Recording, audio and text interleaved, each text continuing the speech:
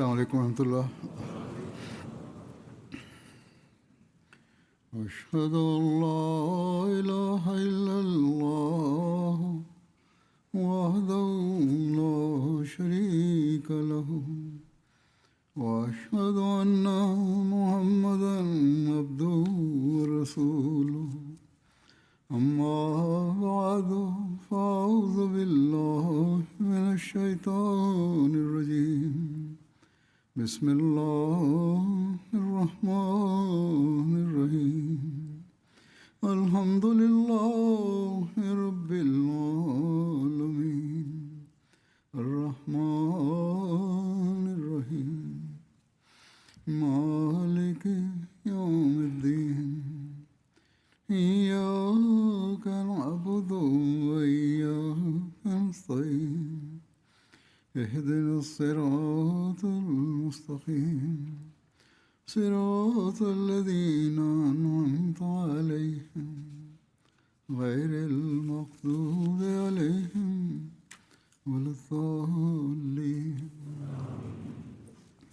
الذين ينفقون أموالهم بالليل والنهار سرا وعلانية ولهم أجرهم عند ربهم ولا خوف عليهم ولا هم يحزنون. وفي أموالهم حق للسائل والمحروم.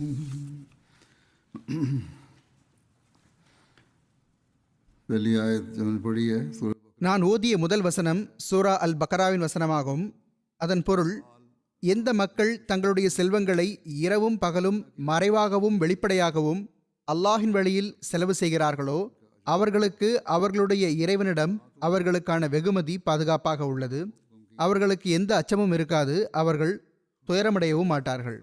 இரண்டாவது வசனம் சூரா அஸ்-ஸாரியாத்தின் வசனமாகும். அல்லாஹ் கூறுகிறான், மேலும் அவர்களுடைய செல்வங்களில் கேட்பவருக்கும் கேட்க இயலாதவர்களுக்கும் உரிமை இருந்தது. இன்று நான் மாநபி ஸல்லல்லாஹு அலைஹி வஸல்லம் அவர்களின் கொடை மற்றும் வள்ளல் தன்மையின் முன்மாதிரி தொடர்பாக சில அறிவிப்புகளை எடுத்துரைப்பேன். இது குறித்து எவ்வாறு அன்னார் மீண்டும் மீண்டும் நம்பிக்கை கொண்டவர்களுக்கு கவனமூட்டினார்கள் என்பதும் அன்னாருடைய சொந்த அமல் என்னவாக இருந்தது என்பதும் இந்த அறிவிப்புகளிலிருந்து தெரிய வருகிறது. நான் கூறியது போன்று நான் ஓதிய இந்த வசனங்களிலும் மற்ற பல வசனங்களிலும் அல்லாஹுக்கான உரிமை மற்றும் அடியார்களுக்கான உரிமையை நிறைவேற்றுதல், மார்க்க தேவைகள் மற்றும் தேவை உடையோரின் தேவைகளை முழுமைப்படுத்துதல் ஆகியவற்றின் பக்கம் கவனமூட்டியுள்ளான்.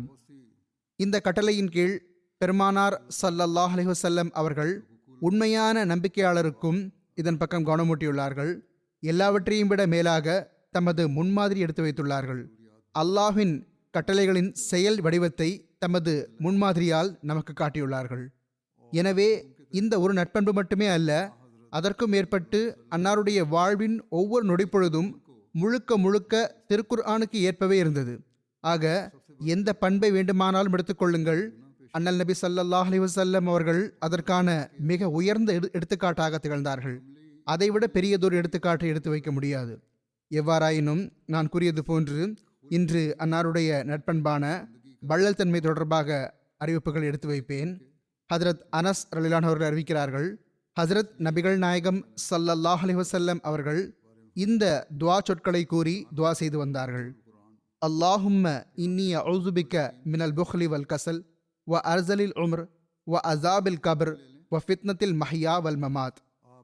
பொருள், அல்லாஹ்வே, நான் கருமித்தனத்திலிருந்தும் சோம்பேறித்தனத்திலிருந்தும் மிக மோசமான வாழ்நாளிலிருந்தும் கபர் தண்டனையிலிருந்தும் வாழ்வு மற்றும் மரணத்தின் குழப்பத்திலிருந்தும் உன்னிடம் பாதுகாப்பு தேடுகிறேன். இவ்வாறே இது தொடர்பாக இந்த ஒரு துஆவும் உள்ளது. ஹஜ்ரத் அனஸ் ரலியல்லாஹு அன்ஹு அவர்களே அறிவிக்கிறார்கள். அவர்கள் கூறுகிறார்கள், ஹஜ்ரத் நபிகள் நாயகம் ஸல்லல்லாஹு அலைஹி வஸல்லம் அவர்கள் இந்த துஆவையும் செய்து வந்தார்கள்.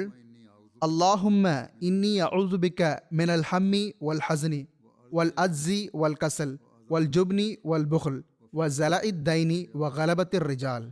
பொருள், அல்லாஹ்வே, கவலை மற்றும் துயரத்திலிருந்தும் இயலாமை மற்றும் சோம்பலிலிருந்தும் கோழைத்தனம் மற்றும் கருமித்தனத்திலிருந்தும் கடன் சுமை அதிகமாவதிலிருந்தும் மக்கள் என்னை மேலோங்குவதிலிருந்தும் நான் உன்னிடம் பாதுகாப்பு தேடுகிறேன்.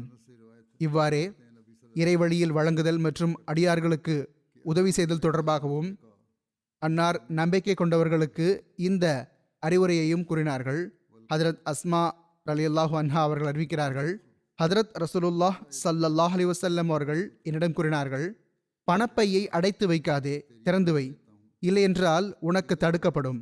அதாவது, எதில் நீ உனது செல்வத்தை வைத்துள்ளாயோ அதன் வாயை அடைக்காதே, தேவைக்கு ஏற்ப செலவு செய்து வா, பிறருக்கு உதவி செய்து வா. மற்ற அறிவிப்புகளில் இந்த சொற்கள் உள்ளன. எண்ணிக்கொண்டு இருக்காதே, இல்லையேல் அல்லாஹும் உனக்கு எண்ணி எண்ணி கொடுப்பான். அதாவது, உனக்கு அல்லாஹ் வாரி வழங்கியுள்ளான் எனும்போது பிறகு நீ அவனுக்கு நன்றி செலுத்துவதற்கான உரிமையை நிறைவேற்று. நன்றி செலுத்துவதற்கான உரிமையாவது மற்றவர்களுக்கு உதவி செய், அல்லாஹ் உனக்கு மேற்கொண்டு வழங்குவான். ஹஜ்ரத் அபு ஹுரைரா ரலியல்லாஹு அன்ஹு அவர்கள் அறிவிக்கிறார்கள், ஹஜ்ரத் ரசூலுல்லாஹ் ஸல்லல்லாஹு அலைஹி வஸல்லம் அவர்கள் கூறினார்கள், வள்ளல் அல்லாஹுக்கு அருகில் இருக்கிறார், சொர்க்கத்துக்கு அருகில் இருக்கிறார், மக்களுக்கு அருகில் இருக்கிறார், நெருப்பை விட்டு விலகி இருக்கிறார். கருமி அல்லாஹை விட்டு விலகி இருக்கிறான், சொர்க்கத்தை விட்டு விலகி இருக்கிறான், மக்களை விட்டு விலகி இருக்கிறான், நெருப்புக்கு அருகில் இருக்கிறான். மேலும் கருமியான இபாதத் செய்பவரை விட அறிவீனரான வள்ளல் மேன்மை பொருந்திய அல்லாஹின் பார்வையில் அதிகம் பிடித்தமானவர். கருமி இபாதத் செய்யக்கூடியவரே ஆனாலும் சரி, ஆனால் அவருக்கு நிகரில் வாரி வழங்கும் ஓர் அறிவியனர் இருக்கிறார் என்றால் அல்லாஹ் அவரை அதிகம் நேசிக்கிறான். இவ்வாறே ஹதரத் அபூபக்கர் சித்திக் ரலியல்லாஹு அன்ஹு அவர்கள் அறிவிக்கிறார்கள், கண்ணியத்திற்குரிய நபி ஸல்லல்லாஹு அலைஹி வஸல்லம் அவர்கள் கூறினார்கள், ஏமாற்றுக்காரன், கருமி மற்றும் மிக அதிகமாக செய்ததை சொல்லி காட்டுபவன் ஆகியோர் சொர்க்கத்தில் நுழைய மாட்டார்கள். இந்த 3 தனிப்பண்புகளாகும் ஏமாற்றுபவன், கருமி அதாவது கஞ்சத்தனம் செய்பவன், மற்றும் யாரிடமாவது ஏதாவது ஒரு விஷயத்தை அதிகம் சொல்லி காட்டுபவன் ஆகியோர் சொர்க்கத்தில் நுழைய மாட்டார்கள். இவ்வாறே ஒரு அறிவிப்புள்ளது. ஹஜ்ரத் அபு ஹுரைரா ரலியல்லாஹு அன்ஹு அவர்கள் அறிவிக்கிறார்கள், ஹஜ்ரத் ரசூலுல்லாஹ் ஸல்லல்லாஹு அலைஹி வஸல்லம் அவர்கள் கூறினார்கள், நம்பிக்கை கொண்டவர் எளிய இயல்புடையவரும் வள்ளலும் ஆவார், தீயவன் ஏமாற்றுபவனும் கீழ்த்தரமானவனும் ஆவான். சில மக்கள் நமது மொழியில் எளிய இயல்பு என்பது எவரிடம் அறிவு குறைவாக இருக்கிறதோ அவரை குறிக்கும் என்று புரிந்து வைத்திருக்கிறார்கள். எளிய இயல்பு என்பதன் பொருள் இப்படி அல்ல. இதற்கு மாறாக நம்பிக்கை கொண்டவர் தொடர்பாக, நம்பிக்கை கொண்டவரோ புத்தி கூர்மையில் மிகவும் மேம்பட்டிருப்பார் என்று வந்துள்ளது. நம்பிக்கை கொண்டவரின் புத்தி கூர்மையும் மிகவும் முக்கியத்துவம் வாய்ந்தது, அதனிடம் விழிப்புடன் இருக்க வேண்டும். இங்கு இதன் பொருள் சண்டை சச்சரவுகளிலிருந்து விலகி இருப்பவர் என்பதாகும். மேலும் அவர் பரிவுள்ளவராக இருப்பார், திறந்த உள்ளம் கொண்டிருப்பார், மக்கள் நேசிப்பவராக இருப்பார், கண்ணியத்திற்குரியவராக இருப்பார். ஆக இதுதான் நம்பிக்கை கொண்டவரின் அடையாளமாகும். ஆக இதுதான் நாம் சுய ஆய்வு செய்து கொள்வதற்கு நமக்கான ஒரு தரமாகும். ஓர் அறிவிப்பில் முத்தரஃப் தம் தந்தையாரிடமிருந்து அறிவிக்கிறார், நான் நபி பெருமானார் ஸல்லல்லாஹு அலைஹி வஸல்லம் அவர்களிடம் வந்தபோது அன்னார் அல்ஹாக்கு முத்தகாசுர் எனும் சூறாவை ஓதிக்கொண்டிருந்தார்கள். அன்னார் கூறினார்கள், ஆதமின் மகன் கூறுகின்றான், எனது செல்வம் எனது செல்வம். அதாவது செல்வந்தனான மனிதன் கூறுகின்றான், இது எனது செல்வமாகும், எனது செல்வமாகும். அன்னார் கூறினார்கள், ஆதமின் மகனே, நீ உண்டு தீர்த்து விட்டதுதான் உனது செல்வமாகும், அணிந்து பழையதாக்கிவிட்டது அல்லது சதக்கா கொடுத்து முன்னால் அனுப்பி வைத்து விட்டது. ஆக எல்லாவற்றையும் விட சிறந்த செல்வம் என அன்னார் கூறியதாவது, நீ செலவு செய்தது உனது செல்வமாகும், ஆனால் நீ சதக்கா செய்ததுதான் சிறந்த செல்வமாகும். அதை நீ அல்லாஹுக்கு முன் சமர்ப்பித்து விட்டாய், அவனுடைய அடியார்களுக்கான உரிமையை நிறைவேற்றுவதற்காக சமர்ப்பித்து விட்டாய், அவன் வழியில் செலவு செய்து விட்டாய். அதனால் இந்த செல்வம் உனக்கு அடுத்த உலகில் பன்மடங்காகி திரும்ப கிடைக்கும். எனவேதான் இது குறித்து வசனத்தில் கூறப்பட்டிருந்தது போன்று எல்லாம் வல்ல அல்லாஹ் கூறுகிறான், அவர்களுக்கு எந்த அச்சமும் இருக்காது, அவர்கள் துயரமடையவும் மாட்டார்கள். ஏனெனில் அவர்கள் செய்த அந்த தியாகங்கள், அவர்கள் வழங்கிய தான தர்மங்கள், பிறருக்கு அவர்கள் செலவு செய்தது, அவர்களுடைய செல்வம் அவர்களுக்கு மறு உலகில் கிடைக்கும். ஹதரத் அப்துல்லா பின் மஸ்ஊத் ரலியல்லாஹு அன்ஹு அவர்கள் இவ்வாறு கூறி வந்தார்கள், ஹஜ்ரத் நபிகள் நாயகம் ஸல்லல்லாஹு அலைஹி வஸல்லம் அவர்கள் கூறினார்கள், 2 விஷயங்களை மட்டுமே பொறாமையாக பார்ப்பது ஆகுமானதாகும். ஒருவர் அல்லாஹ் செல்வத்தை வழங்கி பிறகு அவர் அதை பொருத்தமான இடத்தில் தயக்கமின்றி செலவு செய்ய ஆற்றலும் வழங்க பெற்ற நபர் ஆவார். இன்னொருவர் அல்லாஹ் நுட்பமான அறிவை வழங்கி அவர் அதற்கு ஏற்ப தீர்ப்பு கூறுகின்ற, அமல் செய்கின்ற மற்றும் பிறருக்கும் கற்றுக் கொடுக்கின்ற நபர் ஆவார்.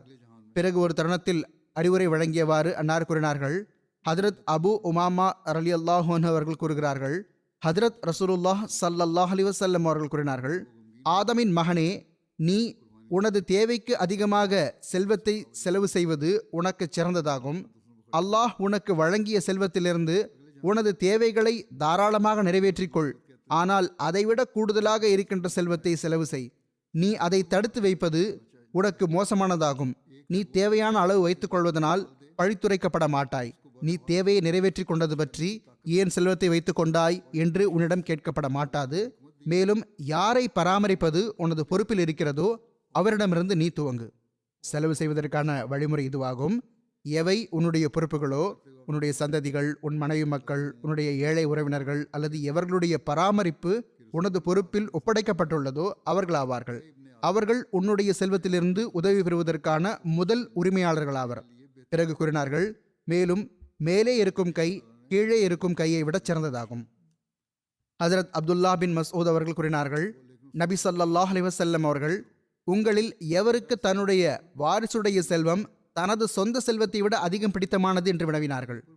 அதாவது, என் வாரிசுக்கு நான் வழங்கிவிட்டு செல்கின்ற செல்வம் நான் என்னிடம் வைத்திருக்கின்ற அல்லது எனக்காக செலவு செய்து கொண்டிருக்கின்ற செல்வத்தை விட பிடித்தமானது என்று சொல்பவர் யார் இருக்கிறார்?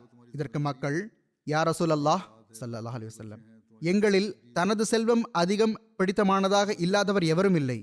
எவ்வாறாயினும் எங்களிடம் இருப்பது எங்களுக்கு அதிகம் பிடித்தமானது என்று கூறினார்கள். பிறகு அவர் முன்னால் அனுப்பி வைத்ததுதான் அவருடைய செல்வமாகும். அவர் பின்னால் விட்டுவிட்டது அவருடைய வாரிசுக்கான செல்வமாகும். நீங்கள் எதை முன்னால் அனுப்பிவிட்டீர்களோ, அல்லாஹின் வழியில் செலவு செய்து விட்டீர்களோ, ஏழைகளுக்கு உதவி செய்துள்ளீர்களோ, அது எல்லாவற்றையும் விட சிறந்தது. அல்லாஹ் திருக்குர்ஆனில் கூறியது போன்று அதற்கு உங்களுக்கு இறுதியில் வெகுமதி கிடைக்கும். செல்வத்தை தயக்கமின்றி செலவு செய்வதிலும் அல்லாஹின் மீது தவக்குல் வைப்பதிலும் மாணவி ஸல்லல்லாஹு அலைஹி வஸல்லம் அவர்களின் சொந்த அமல் என்னவாக இருந்தது?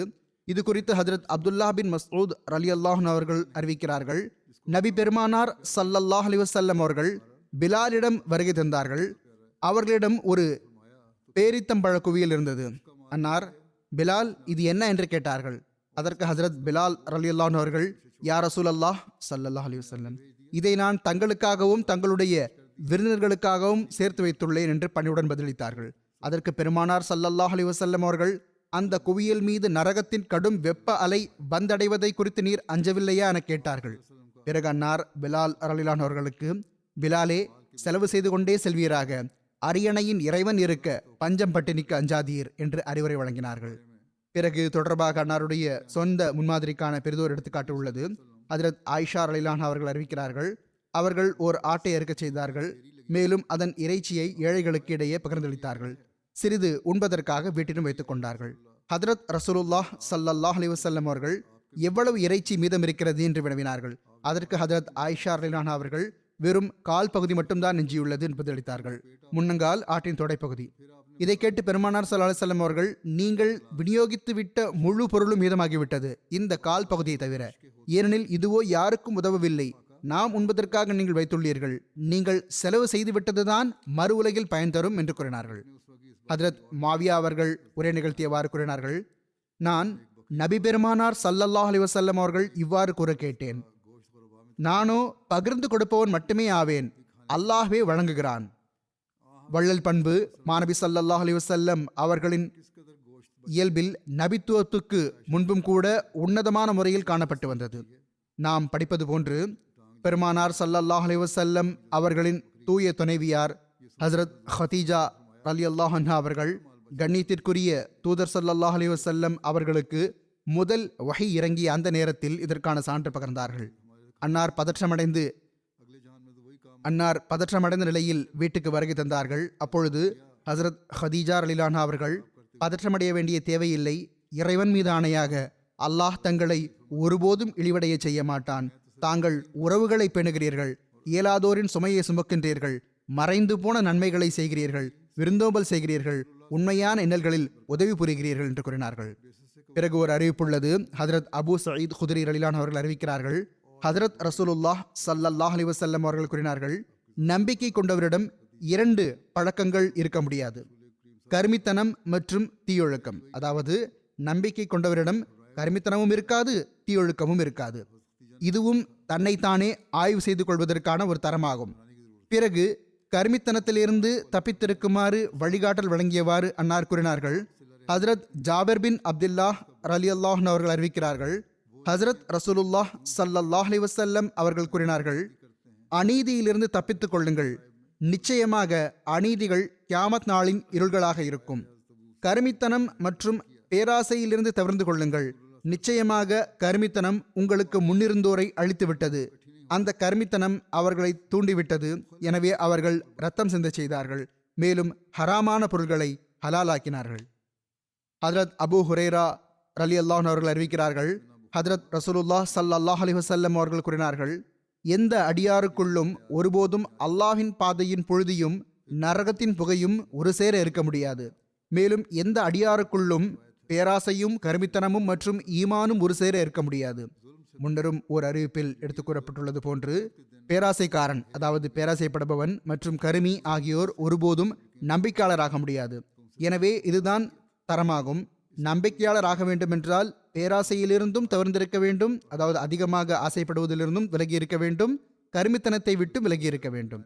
ஹஜ்ரத் அபூ ஹுரைரா ரலியல்லாஹு அவர்கள் அறிவிக்கிறார்கள், ஹஜ்ரத் ரசூலுல்லாஹ் ஸல்லல்லாஹு அலைஹி வஸல்லம் அவர்கள் கூறினார்கள், அடியார்கள் காலையில் எழும்போது வானத்திலிருந்து 2 வானவர்கள் இறங்காத நாளே கிடையாது. அவர்களில் ஒருவர், அல்லாஹ்வே, செலவு செய்பவருக்கு அதற்கு வெகுமதியை வழங்குவாயாக என்று கூறுவார். இரண்டாமவர், அல்லாஹ்வே, கருமியின் செல்வம் வீணாகட்டும் என்று கூறுவார். அதாவது செலவு செய்பவருக்கு அதற்கு பகரமாக இன்னும் வழங்குவாயாக. கருமித்தனம் செய்பவரின் அதாவது கஞ்சத்தனம் செய்பவரின் செல்வத்தை வீணடித்து விடுவாயாக. இந்த உலகிலும் அந்த செல்வத்தில் பரக்கத் ஏற்படுவதில்லை. இதையே நாம் பார்க்கிறோம். பல மக்கள் இந்த விஷயத்தை வெளிப்படுத்துகிறார்கள். மேலும் மறு உலகிலும் இந்த செல்வம் அவருக்கு எந்த பலனும் அளிக்காது. அல்லாஹ் ஒரு இடத்தில் இவ்வாறு கூறியுள்ளான், அல்லாஹின் வழியில் அவன் மீதான நேசத்தில் செலவு செய்பவர்களுக்கு அவன் அதற்கான வெகுமதியை வழங்குகிறான். ஹஜ்ரத் அனஸ் பின் மாலிக் ரலியல்லாஹு அவர்கள் அறிவிக்கிறார்கள், பெருமானார் ஸல்லல்லாஹு அலைஹி வஸல்லம் அவர்கள் மக்களில் எல்லாரையும் விட அதிகம் அழகானவராக இருந்தார்கள். மக்களில் எல்லாரையும் விட பெரிய வள்ளலாக இருந்தார்கள். மக்களில் எல்லாரையும் விட பெரிய வீரராக இருந்தார்கள். இவ்வாறு ஒரு அறிவிப்புள்ளது. ஹஜ்ரத் அனஸ் ரலியல்லாஹு அவர்கள் அறிவிக்கிறார்கள், ஹஜ்ரத் ரசூலுல்லாஹ் ஸல்லல்லாஹு அலைஹி வஸல்லம் அவர்கள், வள்ளல்கள் அனைவரையும் விட அதிகமாக வாரி வழங்குபவனை பற்றி நான் உங்களுக்கு கூற வேண்டாமா என கேட்டார்கள். பிறகு அன்னார் கூறினார்கள், அல்லாஹ் வாரி வழங்குபவர்கள் அனைவரை காட்டிலும் பெரிய வள்ளலாவான். நான் ஆதமின் மகன்களில் எல்லாரையும் விட அதிகமாக வாரி வழங்குபவனாவேன். உலகில் மனிதர்களில் எல்லாரையும் விட அதிகமாக வாரி வழங்குபவன் நான் ஆவேன். இவ்வாறு ஹஜ்ரத் இப்னு அப்பாஸ் ரலியல்லாஹு அன்ஹுமா அவர்களிடமிருந்து அறிவிப்பு வருகிறது. ஹஜ்ரத் ரசூலுல்லாஹ் ஸல்லல்லாஹு அலைஹி வஸல்லம் அவர்கள் நன்மை மற்றும் நற்செயல்களில் எல்லா மக்களையும் விட அதிகமாக வள்ளலாக திகழ்ந்தார்கள். மேலும் ரமலான் மாதத்தில் அன்னார் எல்லாரையும் விட அதிகமாக வள்ளலாக திகழ்ந்து வந்தார்கள். ஹஜ்ரத் ஜிப்ரீல் அலைஹிஸ்ஸலாம் அவர்கள் ஒவ்வொரு ஆண்டும் ரமலானில் அந்த ரமலான் கழியும் வரை அன்னாரை சந்திப்பார்கள். ஹஜ்ரத் ரசூலுல்லாஹ் ஸல்லல்லாஹு அலைஹி வஸல்லம் அவர்கள் அவர்களுக்கு திருக்குர்ஆன் ஓதி காட்டுவார்கள். ஹஜ்ரத் ஜிப்ரீல் அலைஹிஸ்ஸலாம் அவர்கள் அன்னாரை சந்திக்கும் போது ஹஜ்ரத் ரசூலுல்லாஹ் ஸல்லல்லாஹு அலைஹி வஸல்லம் அவர்கள் நன்மை மற்றும் நற்செயல்களில் வேகமான சூறாவளியை விடவும் மிஞ்சிய வள்ளலாக திகழ்வார்கள். புயல் காற்று, சூறாவளி காற்று வந்திருப்பது போன்று செலவு செய்வார்கள். இந்த விஷயத்தையே ஹஜ்ரத் முஸ்லிம் மௌத் ரலியல்லாஹு அவர்கள் ஒரு ஹுத்பாவில் இவ்வாறு எடுத்துரைத்துள்ளார்கள். பெருமானார் ஸல்லல்லாஹு அலைஹி வஸல்லம் அவர்கள் வாரி வழங்கும் போது உச்சகட்டமான முறையில் வழங்குவார்கள். எதுவரை என்றால் சஹாபா பெருமக்கள் எடுத்துரைக்கிறார்கள், மாநபி ஸல்லல்லாஹு அலைஹி வஸல்லம் அவர்கள் குறிப்பாக ரமலானில் வேகமாக வீசுகின்ற சூறாவளியை போன்று வாரி வழங்குவார்கள். அத்துடன் லா துபஸிர் தப்ஸீரா, எவ்வகையிலும் வீண் விரயம் செய்யாதீர் என்ற வசனத்தின்படி அன்னார் அமல் செய்து வந்தார்கள். அதாவது வாரி வழங்குதலை வீணாகவோ பயனற்றதாகவோ தொலைத்துவிட மாட்டார்கள். பொருந்தாத இடத்திலும் பயன்படுத்த மாட்டார்கள். வள்ளல் தன்மை இருந்தது, ஆனால் வீண் செலவு செய்யக்கூடாது, காரணமின்றி வீணாக்கக்கூடாது என்பதும் அல்லாஹ்வின் கட்டளையாகும். அல்லாஹ் வீண் செலவு செய்வதை விட்டும் தடுத்துள்ளான். ஹாத்திம் தாயி வாரி வழங்கினார்தான், ஆனால் அது பொருந்தாத இடத்தில் இருந்தது. ஹாத்திம் தாயி பெரும் வள்ளல் என்று அழைக்கப்படுகிறார். ஆனால் அவரது வள்ளல் தன்மை பொருத்தமான இடத்திலும் தருணத்திலும் இருக்கவில்லை, சிந்திக்காமல் இருந்து வந்தது. அவர் ஹல்வாயி கி துகான் பர் தாதாஜி கி ஃபாத்திஹா என்ற பிறர் சொத்தை கொண்டு தன் கடமைகளை செய்ய முயல்வதை குறிக்கும் பழமொழிக்கு ஏற்றாற்போல் இருந்தார். இது ஒரு பழமொழியாகும். அவருடைய சொந்த செல்வம் எதுவும் கிடையாது. தந்தையின் செல்வத்தை பகிர்ந்தளிப்பதற்கு அதில் அவருக்கு என்ன உரிமை இருந்தது? ஹாத்திம் தாய் பற்றி வருகிறது. குழந்தை பருவத்திலிருந்தே அவரது இயல்பில் வள்ளல் பண்பு இருந்தது. கடைசியில் அவர் தந்தை இவரோ எனது செல்வத்தை அழித்துக் கொண்டிருக்கிறாரே என்று பார்த்தார். ஒட்டகங்களை கண்காணித்து வா என்று அவரை வெளியே அனுப்பிவிட்டார். ஒரு நாள் அவர் 3 பேர் வந்திருப்பதை பார்த்தார். 3 பெரிய கவிஞர்கள் வந்திருக்கிறார்கள். அவர்கள் இவரை பயணத்தில் பார்த்தார்கள். ஆக அவர்களுக்காக விருந்தோம்பல் செய்வதற்காக 3 ஒட்டகங்களை அறுத்துவிட்டார். அவர்கள், நாங்கள் 3 பேர் தான் இருக்கிறோம், ஒரு ஒட்டகமே போதுமே என்று கூறினார்கள். அதற்கு அவர், இல்லை, நான் ஒன்றை மட்டும் மறுத்தால் மற்ற 2 ஒட்டுணிகள் ஆகிவிட்டன என்றார். ஆக தந்தையின் செல்வமாக இருந்தது, இலவசமாக கிடைத்திருந்தது. அவர் அவர்களுக்காக 3 ஒட்டகங்களையும் மறுத்துவிட்டார். மீதமாகி இருக்கும், மீதமானவை வீணாகிவிட்டன அல்லது யாருக்காவது கொடுத்து விட்டார். ஆக என் செல்வத்தை இப்படி வாரி எரித்துக் கொண்டே இருக்கிறானே என்று தந்தைக்கும் மிகவும் மனவருத்தம் இருந்தது. ஆனால் மாணவி ஸல்லல்லாஹு அலைஹி வஸல்லம் அவர்களிடம் வந்த செல்வம் அன்னாருடைய செல்வமாக இருந்தது. திருக்குர்ஆனின் வழிகாட்டல் படி சந்தர்ப்ப சூழ்நிலைக்கேற்ப அன்னார் செலவழித்து வந்தார்கள். மாணவி ஸல்லல்லாஹு அலைஹி வஸல்லம் அவர்கள் தயக்கமின்றி செலவு செய்யுங்கள் என்று கூறிய அந்த நபிமொழிகளுக்கு இங்கு விளக்கம் வந்துவிட்டது. பொருள் என்னவென்றால், சந்தர்ப்ப சூழ்நிலைக்கு ஏற்ப செலவு செய்யுங்கள், பிறகு எவ்விதமான தயக்கமும் இருக்கக்கூடாது என்பதாகும். அதுவன்றி 3 பேர் வந்துள்ளார்கள், காட்டில் வந்துள்ளார்கள் என்று 3 ஒட்டகங்களை அறுத்துவிட்டு பிறகு அதன் இறைச்சி வீணாவதாக இருக்கக்கூடாது. ஏனெனில் உண்பவர் அங்கு வேறு யாரும் கிடையாது. நிச்சயமாக காட்டில் வேறு யாரும் கிடைத்திருக்க மாட்டார்கள். யாராவது கிடைத்திருந்தாலும் ஒரு சிலர் தான் கிடைத்திருப்பார்கள். பிறகும் ஏதோ கொஞ்சம் பெருமளவு இறைச்சியே மீதமாகி இருக்கும். அது வீணாகிவிட்டது. அதற்கு எந்த பலனும் கிடையாது. ஆக சந்தர்ப்ப சூழ்நிலைக்கு ஏற்ப செலவு செய்ய வேண்டும். அல்லாஹின் வழியில் செலவு செய்கிறோம், தகுந்த இடத்திற்கு ஏற்ப செலவு செய்கிறோம் எனில் பிறகு கவலையற்று இருங்கள். ஏனெனில் அவர்களிடம் அல்லாஹ் வாக்குறுதி அளித்துள்ளான். வசனத்தில் அல்லாஹ் கூறியது போன்று எந்த கவலையும் துயரமும் இருக்காது. எவ்வாறு இருப்பினும் ஹஜ்ரத் முஸ்லிம் மௌத் ரலியல்லாஹு அன்ஹு அவர்கள் கூறுகிறார்கள், அதற்கு நிகராக மாணவி ஸல்லல்லாஹு அலைஹி வஸல்லம் அவர்கள் ஒரு பக்கமோ எந்த அளவுக்கு வள்ளலாக திகழ்ந்தார்கள் என்றால், ஏற்கனவே கூறப்பட்டது போன்று சஹாபா கூறுகிறார்கள், ரமலானின் நாள்களில் அன்னார் எந்த அளவுக்கு வாரி வழங்குவார்கள் என்றால் அது வேகமான சூறாவளி வீசுவது போன்றிருந்தது. ஆனால் மறுபக்கம் சிந்தித்து புரிந்து செலவு செய்பவராக இருந்தார்கள். ஹஜ்ரத் அப்துல்லா பின் உமர் ரலியல்லாஹு அன்ஹுமா அவர்கள் அறிவிக்கிறார்கள், ஹஜ்ரத் ரசூலுல்லாஹ் ஸல்லல்லாஹு அலைஹி வஸல்லம் அவர்கள் கூறினார்கள், என்னிடம் திஹாமாவின் மலைகளுக்கு நிகராக, அதாவது அரேபியாவின் கடற்கரை மலை தொடர்களுக்கு நிகராக தங்கம் இருந்திருந்தாலும் நான் அதை அனைத்தையும் உங்களிடையே பகிர்ந்து கொடுத்திருப்பேன். நீங்கள் என்னை பொய்யனாகவோ கருமையாகவோ காணப்பெற மாட்டீர்கள். ஒரு அறிவிப்பு உள்ளது. ஹஜ்ரத் அபூ ஸர் ரலியல்லாஹு அவர்கள் அறிவிக்கிறார்கள், நான் கண்ணியத்திற்குரிய நபி ஸல்லல்லாஹு அலைஹி வஸல்லம் அவர்களுடன் மதீனாவின் மைதானத்தில் நடந்து சென்று கொண்டிருந்தேன். அந்த நேரத்தில் உஹுது மலை எங்கள் முன்னால் வந்துவிட்டது. அன்னார் அபூ ஸர் என அழைத்தார்கள். நான் உள்ளேன் யா ரசூலல்லாஹ் ஸல்லல்லாஹு அலைஹி வஸல்லம் என்று கூறினேன். அன்னார், இந்த உஹுது அளவு தங்கம் என்னிடமிருந்து 3 இரவு எனக்கு கழிந்து நான் கடனை அடைப்பதற்காக வைத்து விட்டதை தவிர அதிலிருந்து 1 தீனாராவது என்னிடம் எஞ்சியிருப்பது எனக்கு மகிழ்ச்சியை தராது. மாறாக நான் நிச்சயமாகவே அல்லாஹ்வின் அடியார்களிடையே அதை இவ்வாறு இவ்வாறு இவ்வாறு செலவு செய்து விடுவேன். அதாவது அன்னார் தம் வலப்பக்கம், இடப்பக்கம் மற்றும் பின்பக்கம் நடந்து காட்டினார்கள். பிறகு கூறினார்கள், மிகுந்த செல்வந்தர்கள் தான் கியாமத் நாளன்று வறியவர்களாக இருப்பார்கள். எவர்கள் செல்வந்தர்களாக இருக்கிறார்களோ, பணத்தை சேர்த்து வைத்துக் கொண்டே இருக்கிறார்களோ, தேவையுடையவர்கள் மற்றும் ஏழைகள் மீது செலவு செய்யாமல் இருக்கிறார்களோ, அவர்கள்தான் கியாமத் நாளன்று பரம ஏழைகளாக இருப்பார்கள். ஆனால் இவ்வாறு இவ்வாறு இவ்வாறு செலவு செய்பவர்கள் அல்ல. எவர் செலவு செய்கிறாரோ அவர் கியாமத் நாளன்று வறியவராக இருக்க மாட்டார். அதாவது தமது வலப்புறம், இடப்புறம் மற்றும் பின்புறம். மேலும் அவர்கள் மிகவும் குறைவானவர்கள். அன்னார் கூறினார்கள், இத்தகைய மக்கள், இவ்வாறு அல்லாஹ்வின் வழியில் செலவு செய்பவர்கள் மிக குறைவானவர்களே இருக்கிறார்கள். செல்வந்தர்களாக இருப்பவர்கள் கருமித்தனம் செய்வதில்லை. மாறாக அல்லாஹ்வின் வழியில் ஒரு நம்பிக்கை கொண்ட செல்வந்தர் அதற்கு மாற்றமாக அச்சமின்றி செலவு செய்கிறார். பிறகு அல்லாஹ் அவர்களுக்கு இன்னும் வழங்கிக் கொண்டே செல்கிறான். ஹஜ்ரத் அனஸ் ரலியல்லாஹு அன்ஹு அவர்கள் அறிவிக்கிறார்கள், ஒரு நபர் ஹஜ்ரத் நபிகள் நாயகம் ஸல்லல்லாஹு அலைஹி வஸல்லம் அவர்களிடம் 2 மலைகளுக்கு நடுவில் எத்தனை ஆடுகள் இருந்தனவோ அத்தனையையும் கேட்டார். அன்னார் அவருக்கு அவற்றை வழங்கிவிட்டார்கள். பிறகு அவர் தன் சமுதாயத்திடம் வந்து, என் சமுதாயமே, இஸ்லாத்தை ஏற்பாயாக, இறைவன் மீது ஆணையாக, முஹம்மது ஸல்லல்லாஹு அலைஹி வஸல்லம் அவர்கள் எவ்வளவு வழங்குகிறார்கள் என்றால் ஏழ்மை பற்றிய அச்சமே அவர்களுக்கு இல்லை என்று கூறினார்.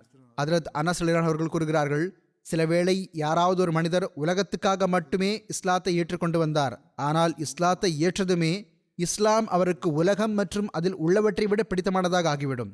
ஹஜ்ரத் அனஸ் பின் மாலிக் ரலியல்லாஹு அன்ஹு அவர்கள் கூறுகிறார்கள், நபிநாதர் ஸல்லல்லாஹு அலைஹி வஸல்லம் அவர்கள் நாளைக்காக எந்த பொருளையும் மிச்சப்படுத்தி வைக்க மாட்டார்கள். ஹஜ்ரத் உத்பா பின் ஹாரிஸ் அவர்கள் அறிவிக்கிறார்கள், நபி பெருமானார் ஸல்லல்லாஹு அலைஹி வஸல்லம் அவர்கள் எங்களுக்கு அஸ்ர் தொழுகை தொழ வைத்தார்கள். பிறகு அதை அடுத்து அன்னார் விரைவாக வீட்டுக்கு சென்றார்கள். சற்று நேரத்திற்கு பிறகு வெளியே வருகை தந்தார்கள். அறிவிப்பாளர் கூறுகிறார், நான் அன்னாரிடம் கேட்டேன், அல்லது வேறு யாரோ ஒருவர் கேட்டார். அப்பொழுது அன்னார், நான் வீட்டில் சதக்காவின் செல்வத்திலிருந்து ஒரு துண்டு தங்கத்தை விட்டு வைத்திருந்தேன். அது இரவு முழுக்க என்னிடம் இருப்பதை நான் விரும்பவில்லை. எனவே நான் அதை பகிர்ந்தளித்து விட்டேன் என்று கூறினார்கள். ஹதரத் உம்மு சலமா ரலியல்லாஹு அன்ஹா அவர்கள் கூறுகிறார்கள், ஹதரத் ரசூலுல்லாஹ் ஸல்லல்லாஹு அலைஹி வஸல்லம் அவர்கள் என்னிடம் வருகை தந்தார்கள். அப்பொழுது பெருமானார் ஸல்லல்லாஹு அலைஹி வஸல்லம் அவர்களுடைய முகத்தின் நிறம் மாறியிருந்தது. ஹதரத் உம்மு சலமா ரலியல்லாஹு அன்ஹா அவர்கள் கூறுகிறார்கள், ஏதோ ஒரு துன்பம் அல்லது வேதனையினால் இப்படி இருக்கும் என்று நான் நினைத்தேன். அவர்கள் கூறுகிறார்கள், நான் யா ரசூலல்லாஹ் ஸல்லல்லாஹு அலைஹி வஸல்லம், நான் தங்களுடைய முகத்தின் நிறம் மாறி இருப்பதை காண்கிறேனே, ஏதாவது ஒரு துன்பத்தின் காரணமாக இப்படி ஆயிற்றா என பணிவுடன் வினவினேன். அதற்கு அன்னார், அந்த 7 தீனார்கள் காரணமாக இப்படி இருக்கிறது. அவை என்னிடம் மாலையில் வந்தன. இரவு கழிந்து விட்டது. நாம் அவற்றை செலவழிக்கவில்லை. நான் அவற்றை படுக்கையின் ஓரத்தில் மறந்து போயிருந்தேன். எனக்கு ஞாபகம் வந்ததும் எனக்கு அதை பற்றி பயங்கரமான கவலை ஏற்பட்டது என்று கூறினார்கள். ஹதரத் உக்பா அவர்கள் அறிவிக்கிறார்கள், அவர்கள் கூறினார்கள், நான் மாநபி ஸல்லல்லாஹு அலைஹி வஸல்லம் அவர்களுக்கு பின்னால் மதீனாவில் அஸ்ர் தொழுகை தொழுதேன். அன்னார் சலாம் கொடுத்தார்கள். மேலும் வேகமாக எழுந்து நின்றார்கள். மக்களின் தோள்களை தாண்டியவாறு தம் தூய துணைவியார்களின் அறைகளை நோக்கி சென்றார்கள். மக்கள் அன்னாருடைய இந்த விரைவை கண்டு பதற்றமடைந்தார்கள். பிறகு அன்னார் அவர்களிடம் வெளியே வந்தார்கள். அவர்கள் அன்னாருடைய இந்த விரைவினால் வியந்து போயிருப்பதை கண்டார்கள். இதனால் பெருமானார் ஸல்லல்லாஹு அலைஹி வஸல்லம் அவர்கள், என்னிடம் சிறிது தங்கம் இருந்தது, அது எனக்கு நினைவுக்கு வந்தது. அது எனது கவனத்தை இறைவனை நினைவு கூறுவதை விட்டும் தடுப்பதை நான் விரும்பவில்லை. எனவே நான் அதை விநியோகிக்குமாறு கூறிவிட்டேன் என்று கூறினார்கள். ஹதரத் வாக்களிக்கப்பட்ட மஸீஹ் அலைஹிஸ்ஸலாம் அவர்கள் கூறுகிறார்கள், நபி பெருமானார் ஸல்லல்லாஹு அலைஹி வஸல்லம் அவர்களின் நிலை எப்படி இருந்ததென்றால், அன்னாரிடம் என்ன இருந்தாலும் அதை அன்னார் தானமாக கொடுத்து விடுவார்கள். ஒருமுறை அன்னாரது இல்லத்தில் ஓர் அன்பளிப்பு இருந்தது. அன்னார் அதை எடுத்து விநியோகம் செய்து விட்டார்கள். இந்த நிகழ்வை எடுத்துரைத்தவாறே ஒரு இடத்தில் ஹதரத் முஸ்லிமோத் அவர்கள் இதை இவ்வாறு எழுதியுள்ளார்கள், ஒருமுறை சதக்காவின் பணம் கொஞ்சம் வந்தது. அதை பகிர்ந்தளிக்கும் போது ஒரு தீனார் எங்கோ மூலையில் விழுந்துவிட்டது. அதை எடுப்பதற்கு அன்னாருக்கு நினைவிருக்கவில்லை. தொழுகைக்கு பிறகு ஞாபகம் வந்ததும் மக்கள் மீது தாண்டியவாறு அன்னார் உடனடியாக தம் வீட்டுக்கு சென்றார்கள். சஹாபா, யா ரசூலல்லாஹ் ஸல்லல்லாஹு அலைஹி வஸல்லம், என்ன விஷயம் என்று வினவினார்கள். அன்னார், இப்படி ஒரு தீனார் பகிர்ந்தளிப்பதில் விடுபட்டு போனது. எனவே எவ்வளவு விரைவாக சாத்தியப்படுகிறதோ அதையும் விநியோகித்து விடுகிறேன் என நான் நினைத்தேன் என்று கூறினார்கள். ஆக பொருள் செல்வம் இருந்த போதிலும் அன்னார் எந்த அளவு பெருந்தன்மையையும் மனநிறைவையும் வெளிப்படுத்தினார்கள் என்றால் பார்த்து வியப்பு ஏற்படுகிறது. என்ன வந்தாலும் அன்னார் இறைவழியில் செலவு செய்து விடுவார்கள். செலவு செய்து விடுவார்கள். ஹதரத் அனஸ் ரலியல்லாஹு அன்ஹு அறிவிக்கிறார்கள், நபி பெருமானார் ஸல்லல்லாஹு அலைஹி வஸல்லம் அவர்களிடம் பஹ்ரைனில் இருந்து செல்வம் கொண்டு வரப்பட்டது. அன்னார் அதை பள்ளிவாசலில் போட்டுவிடுங்கள் என்று கூறினார்கள். இது மாநபி ஸல்லல்லாஹு அலைஹி வஸல்லம் அவர்களிடம் கொண்டு வரப்பட்டதிலேயே மிக அதிகமான செல்வமாக இருந்தது. ஹதரத் ரசூலுல்லாஹ் ஸல்லல்லாஹு அலைஹி வஸல்லம் அவர்கள் தொழுகைக்காக புறப்பட்டார்கள். அன்னார் அதன் பக்கம் கவனம் செலுத்தவில்லை, அதன் பக்கம் பார்க்கவில்லை. அன்னார் தொழுது முடித்ததும் வந்து அந்த பொருளிடம் சென்றார்கள். பார்ப்பவருக்கெல்லாம் கொடுத்தார்கள். இதற்குள் அன்னாரிடம் ஹதரத் அப்பாஸ் ரலியல்லாஹு அவர்கள் வந்தார்கள். மேலும், யா ரசூலல்லாஹ் ஸல்லல்லாஹு அலைஹி வஸல்லம், எனக்கும் வழங்கிடுங்கள். ஏனெனில் நான் பத்ர் நாளன்று எனக்கான ஈட்டுத்தொகையை கொடுத்திருந்தேன், அகீலுக்கான ஈட்டுத்தொகையையும் கொடுத்திருந்தேன் என்று கூறினார்கள். இவர் ஹதரத் அப்பாஸ் ரலியல்லாஹு அவர்களின் சகோதரர் மகன் அக்கீல் பின் அபி தாலிப் ஆவார். எனவே ஹதரத் ரசூலுல்லாஹ் ஸல்லல்லாஹு அலைஹி வஸல்லம் அவர்கள் இதிலிருந்து எடுத்துக்கொள்ளுங்கள் என்று கூறினார்கள். எனவே அவர்கள் 2 கைகளாலும் நிறைத்து தம் ஆடையில் போட்டுக்கொண்டார்கள். பிறகு அதை தூக்கலானார்கள். ஆனால் அவர்களால் தூக்க முடியவில்லை. எனவே அவர்கள், யா ரசூலல்லாஹ் ஸல்லல்லாஹு அலைஹி வஸல்லம், இதை எனக்கு தூக்கித்தர யாருக்காவது கட்டளை பிறப்பிடுங்கள் என்று கூறினார்கள். அதற்கு அன்னார், இல்லை, இது முடியாது என்று கூறினார்கள். பிறகு தாங்களாவது எடுத்து என் மீது வைத்திடுங்கள் என்று கூறினார்கள். அன்னார், இல்லை, இதுவும் முடியாது என்று கூறினார்கள். இதனால் அவர்கள் அதிலிருந்து சிறிது எடுத்து போட்டு விட்டார்கள். பிறகு தூக்க பார்த்தார்கள். பிறகும் அவர்களால் தூக்க முடியவில்லை. ஆகவே அவர்கள், யா ரசூலல்லாஹ் ஸல்லல்லாஹு அலைஹி வஸல்லம், இதை எனக்கு தூக்கித்தர யாருக்காவது கட்டளை பிறப்பித்திருங்கள் என்று கூறினார்கள். அதற்கு அன்னார், இல்லை என்று கூறினார்கள். அதற்கு அவர்கள், அப்படியானால் தாங்களே எடுத்து என் மீது வைத்து விடுங்கள் என்று கூறினார்கள். அதற்கு அன்னார், மாட்டேன் என்று கூறினார்கள். இதனால் அவர்கள் அதிலிருந்து இன்னும் சற்று எடுத்து போட்டு விட்டார்கள். பிறகு அதை தூக்கி தமது தோள் மீது வைத்துக் கொண்டு நடந்தார்கள். அவர்கள் சென்றதும் அவர்கள் எங்கள் கண்களிலிருந்து மறையும் வரை பெருமானார் ஸல்லல்லாஹு அலைஹி வஸல்லம் அவர்கள் தொடர்ச்சியாக அவர்களை பார்த்து கொண்டே இருந்தார்கள். எல்லா தருணத்திலும் அன்னார் சஹாபாவுக்கு நடுநிலையை பேணுமாறு அறிவுரை வழங்குவார்கள். சரி, நான் வழங்குகிறேன், நீங்கள் எடுத்துக்கொள்ளுங்கள், ஆனால் நடுநிலையாக. அவர் நெருங்கிய உறவினராகவே இருந்தாலும் சரி, நடுநிலை இருக்க வேண்டும். எவ்வளவு தேவையோ அவ்வளவு எடுத்துக்கொள்ளுங்கள், அதிகம் எடுத்துக்கொள்ளக்கூடாது. இந்த ஹதீஸின் இறுதியில் அறிவிப்பாளர் இதையும் எழுதியுள்ளார், பெருமானார் ஸல்லல்லாஹு அலைஹி வஸல்லம் அவர்களுக்கு அவருடைய இந்த பேராசையை கண்டு வியப்பு ஏற்பட்டது. இது அறிவிப்பாளரின் சொந்த கருத்தாகும். பெருமானார் ஸல்லல்லாஹு அலைஹி வஸல்லம் அவர்கள் அவர்களுடைய பேராசையை கண்டு வியந்து அவ்வாறு பார்த்திருக்க மாட்டார்கள். மாறாக அண்ணல் நபி ஸல்லல்லாஹு அலைஹி வஸல்லம் அவர்களுக்கு அந்த ஏழ்மை காலம் நினைவுக்கு வந்துவிட்டது. சஹாபாவின் அந்த பழைய நிலைமையை சிந்தித்து பார்த்தவாறு எப்படி இந்த மக்கள் தியாகங்கள் செய்து வந்தார்கள், எத்தகைய ஏழ்மை காலம் அவர்கள் மீது இருந்தது, இன்று அல்லாஹ் நமக்கு எவ்வாறு வழங்குகிறான் என்று அவர்களை அன்னார் வெகு தொலைவு வரை பார்த்து கொண்டே இருந்தார்கள். பல்வேறு விளக்க உரையாளர்களும் அதை அறிவிப்பாளரின் சொந்த சிந்தனை என்று கூறியுள்ளார்கள். ஏன் பேராசை கொள்கிறார் என்று மாநபி ஸல்லல்லாஹு அலைஹி வஸல்லம் அவர்கள் வியப்படைந்தார்கள் என்பது அல்ல, மாறாக வேறு சிந்தனைகள் குறித்தே விளக்க உரையாளர்கள் எழுதியுள்ளார்கள். ஹதரத் ஜாபிர் பின் அப்துல்லாஹ் ரலியல்லாஹு அன்ஹு அவர்கள் அறிவிக்கிறார்கள், ஹதரத் ரசூலுல்லாஹ் ஸல்லல்லாஹு அலைஹி வஸல்லம் அவர்களிடம் ஒரு பொருள் கேட்கப்பட்டு அதற்கன்னார் இல்லை என்று சொல்லியது ஒருபோதும் நடக்கவில்லை. ஹதரத் சஹல் பின் சாது கூறுகிறார்கள், ஹதரத் ரசூலுல்லாஹ் ஸல்லல்லாஹு அலைஹி வஸல்லம் அவர்கள் மிகவும் வெட்கமுடையவராக இருந்தார்கள். எப்பொழுது அன்னாரிடம் எதுவும் கேட்கப்பட்டாலும் அன்னார் வழங்கி விடுவார்கள். இப்னு அபி ஹைசமா ஹதரத் அலி ரலியல்லாஹு அவர்களிடமிருந்து அறிவிக்கிறார்கள், ஹதரத் அலி ரலியல்லாஹு அவர்கள் கண்ணியத்திற்குரிய தூதர் ஸல்லல்லாஹு அலைஹி வஸல்லம் அவர்களின் நற்பண்புகள் எடுத்துரைக்கும் போது அன்னார் வழங்குவதன் அடிப்படையில் எல்லா மக்களை விடவும் பெரிய வள்ளலாக இருந்தார்கள் என்று கூறி வந்தார்கள். ஹதரத் சஹல் பின் சாது கூறுகிறார்கள், ஒரு பெண்மணி புர்தா எனும் ஒரு வகை போர்வையை கொண்டு வந்தார். மேலும் யா ரசூலல்லாஹ் ஸல்லல்லாஹு அலைஹி வஸல்லம், நான் தங்களுக்கு அணிவிப்பதற்காக இதை என் கையால் தைத்துள்ளேன் என்று கூறினார். நபி பெருமானார் ஸல்லல்லாஹு அலைஹி வஸல்லம் அவர்கள் தமக்கு அதற்கான தேவை இருந்தது போன்று அதை எடுத்துக்கொண்டார்கள். பிறகு அன்னார் எங்களிடம் வந்தார்கள். அந்த போர்வையையே அன்னார் கீழாடையாக உடுத்தியிருந்தார்கள், கட்டியிருந்தார்கள். மக்களில் ஒருவர் யா ரசூலல்லாஹ் ஸல்லல்லாஹு அலைஹி வஸல்லம், இந்த போர்வை எனக்கு அணிவதற்கு அளித்திடுங்கள் என்று கேட்டுக்கொண்டார். அன்னார் சரி என்று கூறினார்கள். பெருமானார் ஸல்லல்லாஹு அலைஹி வஸல்லம் அவர்கள் சிறிது நேரம் அவையில் அமர்ந்திருந்தார்கள். பிறகு உள்ளே சென்று அதை மடித்தார்கள். மேலும் அந்த நபரிடம் அனுப்பி வைத்து விட்டார்கள். உடை மாற்றிவிட்டு வேறு போர்வை அணிந்து கொண்டு வந்தார்கள். மக்கள் அந்த நபரிடம், அன்னாரிடம் இதை கேட்டு நீ செய்தது சரி கிடையாது, அன்னார் கேட்போருக்கு மறுக்க மாட்டார்கள் என்று உனக்கு தெரியும் என்று கூறினார்கள். அதற்கு அந்த நபர், இறைவன் மீது ஆணையாக நான் மரணித்த பிறகு இது எனக்கு கஃன் துணியாக இருக்க வேண்டும் என்பதற்காகத்தான் நான் இதை கேட்டேன் என்று கூறினார். எழுதப்பட்டுள்ளதாவது, ஹதரத் சஹல் கூறினார்கள், அதே போர்வை பிற்காலத்தில் அவருக்கான கஃன் துணியாக பயன்படுத்தப்பட்டது. ஒரு அறிவிப்பில் உள்ளது, ஹதரத் மஸ்வூர் பின் மஹ்ரமா அவர்கள் அறிவிக்கிறார்கள். அவர்கள் கூறுகிறார்கள், கண்ணியத்திற்குரிய தூதர் ஸல்லல்லாஹு அலைஹி வஸல்லம் அவர்கள் சிறிது போர்வைகளை விநியோகித்தார்கள். மஹ்ரமா அவர்களுக்கு எந்த போர்வையும் வழங்கவில்லை. மஹ்ரமா தம் மகனிடம், மகனே, எம்முடன் நபி பெருமானார் ஸல்லல்லாஹு அலைஹி வஸல்லம் அவர்களிடம் செல் என்று கூறினார்கள். நான் அவர்களுடன் சென்றேன். இதை அவர் மகன் அறிவித்துள்ளார். மஹ்ரமா அவர்கள் உள்ளே சென்று அன்னார் என்னிடம் அழைத்து வா என்றார்கள். அவர்கள் கூறுகிறார்கள், எவ்வாறாயினும் நான் சிறுபிள்ளையாக இருந்தேன், உள்ளே சென்றேன். மாநபி ஸல்லல்லாஹு அலைஹி வஸல்லம் அவர்களை அழைத்து என் தந்தை வந்துள்ளார் என்று கூறினேன். அன்னார் அவர்களிடம் வருகை தந்தார்கள். மேலும் அவற்றில் ஒரு போர்வை அன்னார் கையில் இருந்தது. அன்னார், நான் உமக்காக இதை பாதுகாத்து வைத்தேன், இரு முறையீட்டை கொண்டு வந்தீரல்லவா என்று கூறினார்கள். அவர் முறையீட்டை வெளிப்படுத்துவதற்கு முன்னதாகவே அன்னார், நான் உமக்காக இதை பாதுகாத்து வைத்தேன் என்று கூறி அந்த போர்வை அவருக்கு வழங்கிவிட்டார்கள். அறிவிப்பாளர் கூறுகிறார்கள், அன்னார் அந்த மஹ்ரமாவின் பக்கம் பார்த்தார்கள். மேலும் இந்த போர்வை உமக்காக என்று கூறினார்கள். இந்த விஷயத்தினால் மஹ்ரமா மகிழ்ச்சி அடைந்தார். பிறிதொரு அறிவிப்பில் உள்ளது, நபி ஸல்லல்லாஹு அலைஹி வஸல்லம் அவர்கள் ஹதரத் மஹ்ரமா அவர்களின் குரலை அடையாளம் கண்டு கொண்டார்கள். மேலும் வெளியே வருகை தந்தார்கள். மகன் உள்ளே செல்வதற்கு பகரமாக அன்னார் தாமே வெளியே வருகை தந்தார்கள். அன்னாரிடம் ஒரு போர்வை இருந்தது. அன்னார் அதன் சிறப்புகளை அவர்களுக்கு காட்டிக் கொண்டிருந்தார்கள். நான் இதை உமக்காக பாதுகாத்து வைத்திருக்கிறேன், நான் இதை உமக்காக பாதுகாத்து வைத்திருக்கிறேன் என்று கூறிக்கொண்டிருந்தார்கள். ஹதரத் அனஸ் பின் மாலிக் அவர்கள் அறிவிக்கிறார்கள், நான் ஹதரத் நபிகள் நாயகம் ஸல்லல்லாஹு அலைஹி வஸல்லம் அவர்களுடன் சென்று கொண்டிருந்தேன். அன்னார் நஜ்ரான் நாட்டு போர்வையை போர்த்தியிருந்தார்கள். அதன் முனை சுரசுரப்பாக இருந்தது. அன்னாரை ஒரு காட்டரபி வந்து சந்தித்தார். அவர் அன்னாரது போர்வையை மிகவும் கடுமையாக பிடித்தெழுத்தார். நான் ஹதரத் ரசூலுல்லாஹ் ஸல்லல்லாஹு அலைஹி வஸல்லம் அவர்களின் கழுத்தின் ஒரு பக்கத்தில் பார்த்தேன். அவர் வேகமாக இழுத்ததன் காரணமாக அந்த போர்வை முனை அன்னாரது கழுத்தில் தழும்பை ஏற்படுத்தியிருந்தது. பிறகு அவர், முஹம்மதே ஸல்லல்லாஹு அலைஹி வஸல்லம், தங்களிடம் உள்ள அல்லாஹ்வின் செல்வத்திலிருந்து எனக்கு தருமாறு கட்டளையிடுங்கள் என்றார். கண்ணியத்திற்குரிய தூதர் ஸல்லல்லாஹு அலைஹி வஸல்லம் அவர்கள் அவர் பக்கம் திரும்பினார்கள். மேலும் சிரித்தார்கள்.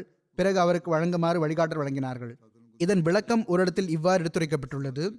ஹதரத் அபு ஹுரைரா ரலியல்லாஹு அன்ஹு அவர்கள் அறிவிக்கிறார்கள், கண்ணியத்திற்குரிய நபி ஸல்லல்லாஹு அலைஹி வஸல்லம் அவர்கள் எங்களுடன் அவையில் அமர்ந்து உரையாடி வந்தார்கள். பிறகு அன்னார் எழுந்து நிற்கும் போது நாங்களும் எழுந்து நிற்போம். அன்னார் தம் இல்லமான தம் துணைவியார் ஒருவரின் இல்லத்திற்கு செல்லும் வரை இவ்வாறே நடக்கும். அவர்கள் கூறுகிறார்கள், ஒரு நாள் அன்னார் எங்களுடன் உரையாடி கொண்டிருந்தார்கள். அன்னார் எழுந்து நின்றதும் நாங்களும் எழுந்து நின்றோம். நாங்கள் ஒரு காட்டரபியை பார்த்தோம்.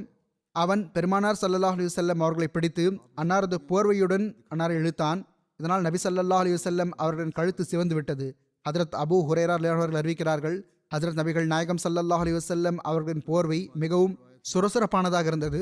பிறகு மாநபி ஸல்லல்லாஹு அலைஹி வஸல்லம் அவர்கள் அவன் பக்கம் பார்த்தபோது அந்த காட்டரபி அன்னாரிடம், என்னுடைய இந்த 2 ஒட்டகங்கள் மீதும் நீங்கள் பொருளை ஏற்றிடுங்கள், ஏனெனில் நீங்கள் உங்கள் செல்வத்திலிருந்தும் எட்டித் தர மாட்டீர்கள், உங்கள் தந்தையின் செல்வத்திலிருந்தும் ஏற்றித் தர மாட்டீர்கள் என்று கூறினார்.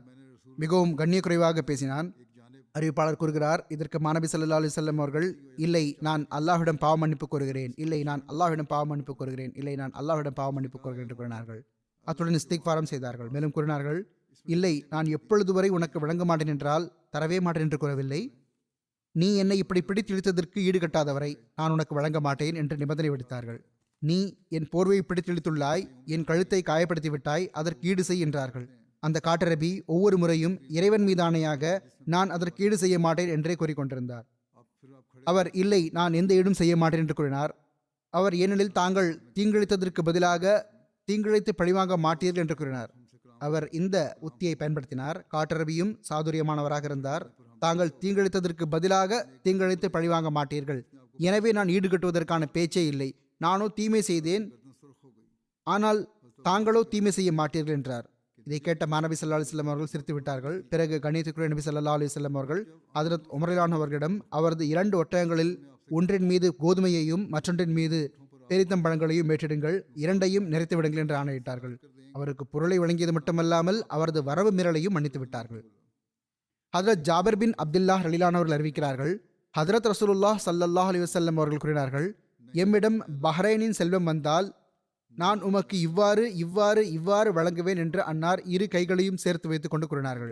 ஆனால் பஹ்ரைனின் செல்வம் வருவதற்கு முன்னர் மாநபி ஸல்லல்லாஹு அலைஹி வஸல்லம் அவர்கள் வஃபாத்தாகிவிட்டார்கள். பிறகு அந்த செல்வம் அன்னாருக்கு பிறகு ஹஜ்ரத் அபூபக்கர் ரலியல்லாஹு அவரிடம் வந்தது.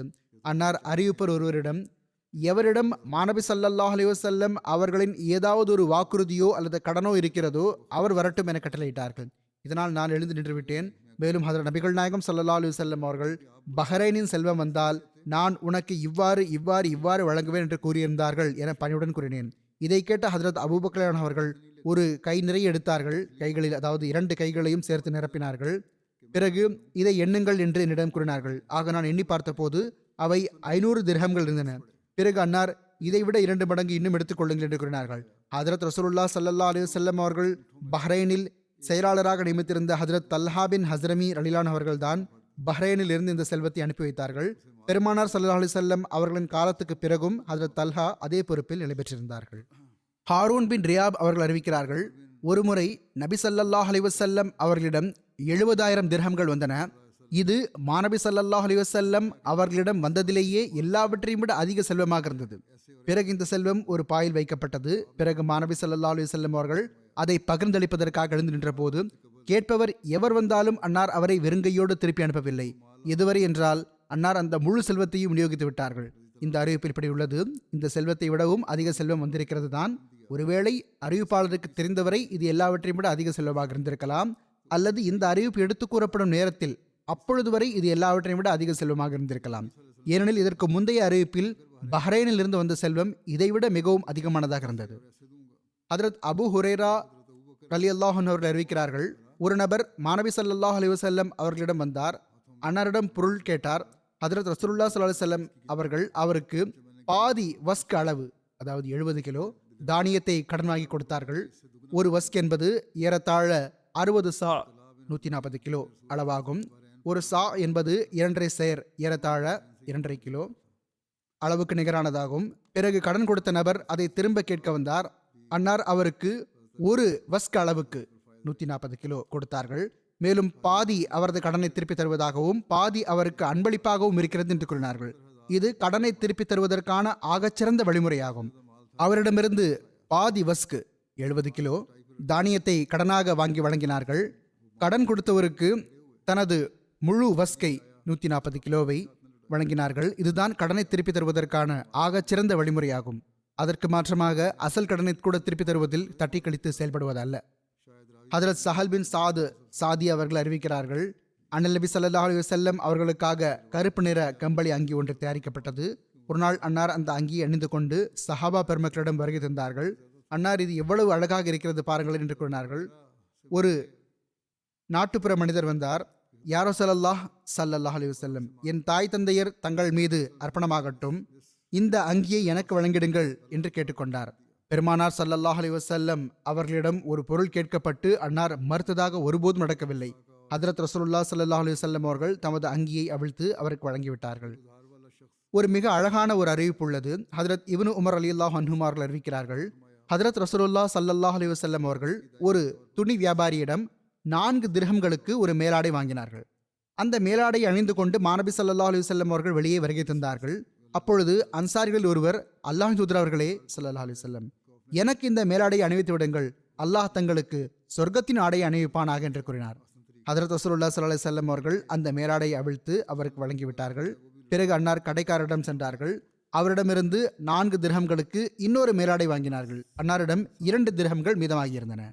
பெருமானார் ஸல்லல்லாஹு அலைஹி வஸல்லம் அவர்களிடம் அப்பொழுது 10 திர்ஹம்கள் இருந்தன. 4 திர்ஹம்களுக்கு முதல் ஆடையை வாங்கியிருந்தார்கள். பிறகு 4 திர்ஹம்களுக்கு இன்னொன்றை வாங்கினார்கள். 2 திர்ஹம்கள் மீதமிருந்தன. அன்னார் வழியில் திரும்பி வந்து கொண்டிருக்கும் போது ஒரு அடிமை பெண்ணை அழுது கொண்டிருக்க கண்டார்கள். அன்னார் அவளிடம் அழுவதற்கான காரணத்தை வினவினார்கள். அதற்கு அவள், அல்லாஹ்வின் தூதர் அவர்களே ஸல்லல்லாஹு அலைஹி வஸல்லம், என் வீட்டார் நான் மாவு வாங்கி வருவதற்காக 2 திர்ஹம்கள் கொடுத்திருந்தார்கள். ஆனால் அவை என்னிடமிருந்து எங்கோ விழுந்து விட்டன, தொலைந்து விட்டன என்று கூறினாள். நபிகள் பெருமானார் ஸல்லல்லாஹு அலைஹி வஸல்லம் அவர்கள் மீதமிருந்த 2 திர்ஹம்களை அவளுக்கு வழங்கிவிட்டார்கள். அவள் திரும்பி அழ ஆரம்பித்தாள். அன்னார் அவளிடம், அவள் ஏன் அழுகிறாள் என்று வினவினார்கள். இப்பொழுதுதான் அவளிடம் 2 திர்ஹம்கள் இருக்கின்றனவே, போய் மாவு வாங்கிக் கொள் என்றார்கள். அதற்கு அவள், இவ்வளவு நேரம் ஆகிவிட்டது, எங்கே இருந்தாய் என்று இப்பொழுது அவர்கள் என்னை அடிப்பார்கள் என்று எனக்கு பயமாக இருக்கிறது என்றாள். ஹுசூர் ஸல்லல்லாஹு அலைஹி வஸல்லம் அவர்கள் அவளுடன் அவளுடைய வீட்டு மக்களை நோக்கி நடந்தார்கள். அன்னார் அவர்களுக்கு சலாம் கூறினார்கள். அவர்கள் மாநபி ஸல்லல்லாஹு அலைஹி வஸல்லம் அவர்களின் குரலை அடையாளம் கண்டு கொண்டார்கள். ஆனால் பதிலளிப்பதற்கு பதிலாக மௌனம் காத்தார்கள். அன்னார் மீண்டும் சலாம் கூறினார்கள். அவர்கள் பிறகு மௌனம் காத்தார்கள், அதாவது வீட்டு மக்கள். பெருமானார் ஸல்லல்லாஹு அலைஹி வஸல்லம் அவர்கள் 3வது முறை சலாம் கூறினார்கள். அப்பொழுது அவர்கள் அன்னாருடைய சலாமுக்கு பதிலளித்தார்கள். அன்னார் அவர்களிடம், உங்களுக்கு முதல் முறை சலாம் கேட்கவில்லையா என்று வினவினார்கள். அதற்கு அவர்கள், நாங்கள் கேட்டோம்தான், ஆனால் தாங்கள் எங்கள் மீது சாந்தி கூறிக்கொண்டே இருக்க வேண்டும், உங்கள் மீது சாந்தி சமாதானம் உண்டவதாக என்று மீண்டும் மீண்டும் சலாம் கூற வேண்டும் என்று விரும்பினோம் என்று கூறினார்கள். இது சஹாபாவின் பேராசையாக இருந்தது. பிறகு அவர்கள், அல்லாஹ்வின் தூதர் அவர்களே ஸல்லல்லாஹு அலைஹி வஸல்லம், எங்கள் தாய் தந்தையர் தங்கள் மீது அர்ப்பணமாகட்டுமாக, தாங்கள் எப்படி இந்த பக்கம் வருகை தந்துள்ளீர்கள் என்று பணிவுடன் கேட்டார்கள். அதற்கு அன்னார், இந்த சிறுமி நீங்கள் இவளை அடித்து விடுவீர்களோ என்று அஞ்சு கொண்டிருந்தாள் என்று கூறினார்கள். அதை கேட்ட அந்த அடிமை பெண்ணை எஜமானர், தாங்கள் இவளுடன் வருகை தந்த காரணத்திற்காக இந்த அடிமை பெண்ணை அல்லாஹுக்காக விடுதலை செய்து விட்டேன் என்று கூறினார். கண்ணியத்திற்குரிய நபி பெருமானார் ஸல்லல்லாஹு அலைஹி வஸல்லம் அவர்கள் அவர்களுக்கு நன்மை மற்றும் சொர்க்கத்திற்கான நற்செய்தியை வழங்கினார்கள். பிறகு அன்னார், அல்லாஹ் இந்த 10 திர்ஹம்களில் பெரும் பர்க்கத்தை போட்டுள்ளான், அதாவது அல்லாஹ் இதிலிருந்து தன் நபிக்கும் ஆடை அணிவித்துள்ளான், ஓர் அன்சாரிக்கும் ஆடை அணிவித்துள்ளான், ஓர் அடிமை பெண்ணையும் அதன் காரணமாக விடுதலை செய்ய வைத்து விட்டார் என்று கூறினார்கள். ஹதரத் உஸ்மான் ரலிலான் அவர்கள் கண்ணியத்திற்குரிய நபி ஸல்லல்லாஹு அலைஹி வஸல்லம் அவர்கள் முன் ஒரு திராட்சை கொலையை அன்பளிப்பாக சமர்ப்பித்தார்கள். அது பேரித்தங்கொலை என்றும் கூறப்படுகிறது. முதலில் ஒரு இடத்தில் திராட்சை என்று உள்ளது, ஒரு இடத்தில் பேரித்தம்பழம் என்று உள்ளது. எவ்வாறாயினும் அவர்கள் கூறுகிறார்கள், பிறகு ஓர் இரவலர் வந்தார். அப்பொழுது ஹுசூர் ஸல்லல்லாஹு அலைஹி வஸல்லம் அவர்கள் அதை அவருக்கு வழங்கிவிட்டார்கள். பிறகு ஹதரத் உஸ்மான் ரலிலான் அவர்கள் அதை ஒரு திர்ஹமுக்கு வாங்கி கொண்டார்கள். அவர்கள் கொண்டு வந்திருந்த அந்த பழக்கொத்து ஏதாவது சிறப்பான வகையாக இருந்திருக்கும், நல்ல பேரித்தம்பழங்களாக இருந்திருக்கும். அன்னார் ஒரு திர்ஹமுக்கு அதை அந்த இரவலரிடமிருந்து மீண்டும் விலைக்கு வாங்கி நபி பெருமானார் ஸல்லல்லாஹு அலைஹி வஸல்லம் அவர்கள் முன் சமர்ப்பித்து விட்டார்கள். அந்த இரவலர் மீண்டும் வந்து விட்டார். எனவே அன்னார் அதை அவருக்கு மீண்டும் வழங்கிவிட்டார்கள். மேலும் இவ்வாறே இந்த விவகாரம் 3 முறை நடந்தது. ஹதரத் உஸ்மான் ரலியல்லாஹு அவர்கள் விலை கொடுத்து வாங்குவார்கள், நபி பெருமானார் ஸல்லல்லாஹு அலைஹி வஸல்லம் அவர்களுக்கு முன் சமர்ப்பிப்பார்கள். அவர் வந்து மீண்டும் கேட்பார். பிறகு அன்னார் அவருக்கு வழங்கி விடுவார்கள். கடைசியில் கடித்துக்குரிய நபிகள் நாயகம் ஸல்லல்லாஹு அலைஹி வஸல்லம் அவர்கள் அந்த இரவலரிடம் மென்மையாக, இன்னாரே, நீர் என்ன இரவலரா அல்லது வணிகரா? நீர் இரவல் கேட்க வந்தீர், இரவலராவீர், இப்படியோ செய்யக்கூடாது. நீரோ திர்ஹமும் சம்பாதிக்கிறீர், நீர் இப்படி வியாபாரம் செய்கிறீர் என்று கூறினார்கள். அன்னார் மறுக்கவில்லை, ஆனால் மிகவும் நுட்பமான முறையில் நீ செய்யும் இந்த அமல் பொருத்தமானதல்ல என்று அறிவுரை கூறினார்கள். ஹதரத் அப்துல்லா பின் சலாம் அவர்கள் அறிவிக்கிறார்கள், அல்லாஹ் தபாரக் வ தஆலா ஸைத் பின் சானா அவர்களுக்கு நேர்வழி காட்ட நினைத்த போது ஸைத் பின் சானா அவர்கள் கூறினார்கள், நபித்துவத்துக்கான எத்தனை அடையாளங்கள் இருந்தனவோ அவை எனக்கு முஹம்மது ஸல்லல்லாஹு அலைஹி வஸல்லம் அவர்களின் அருளுக்குரிய முகத்தில் தென்பட்டன, 2 விஷயங்களை தவிர. அவற்றை குறித்து அவை அன்னாரிடம் இருக்கின்றனவா இல்லையா என்பது எனக்கு தெரியாமல் இருந்தது. அவற்றில் ஒன்று, அந்த நபியின் சகிப்புத்தன்மை அவரது சினத்தின் மீது மேலோங்கிவிடும். 2வது விஷயம், அவருடன் எவ்வளவு அறிவீனமாக நடந்து கொள்ளப்பட்டாலும் அவர் பொறுமை மற்றும் சகிப்புத்தன்மையில் இன்னும் அதிகம் முன்னேறுவார். மேலும் எப்பொழுதாவது வாய்ப்பு கிடைத்தால் அந்த அடையாளங்களையும் சோதித்து பார்ப்பேன் என்று சந்தர்ப்பம் தேடிக்கொண்டிருந்தேன். இவ்வாறாயினும் சோதித்து பார்ப்பதோ இரண்டாவது விஷயம். ஆனால் சந்தர்ப்பம் எப்படி அமைந்ததென்றால், ஜயத் பின் சானா கூறுகிறார்கள், ஒரு நாள் அண்ணல் நபி ஸல்லல்லாஹு அலைஹி வஸல்லம் அவர்கள் வீட்டிலிருந்து வெளியே வருகை தந்தார்கள். அன்னாருடன் அலி பின் அபி தாலிப் ரலியல்லாஹு அவர்கள் இருந்தார்கள். அப்பொழுது பயண விலங்கில் ஒருவர் வந்தார். அவர் காட்டரபியாக, அதாவது நாட்டுப்புற மனிதராக காட்சியளித்தார். அவர் யா ரசூலல்லாஹ் ஸல்லல்லாஹு அலைஹி வஸல்லம், இந்த கோத்திரத்தின் பசரா கிராமத்தின் மக்கள் முஸ்லிம்களாகிவிட்டார்கள். நான் அவர்களிடம் அவர்கள் முஸ்லிம்களாகிவிட்டால் அவர்களுக்கு மிகவும் அதிகமாக வாழ்வாதாரம் கிடைக்கும் என்று கூறியிருந்தேன். இப்பொழுது அவர்கள் மழை குறைவு காரணமாக பஞ்சம் மற்றும் பட்டினியை எதிர்கொள்கிறார்கள்.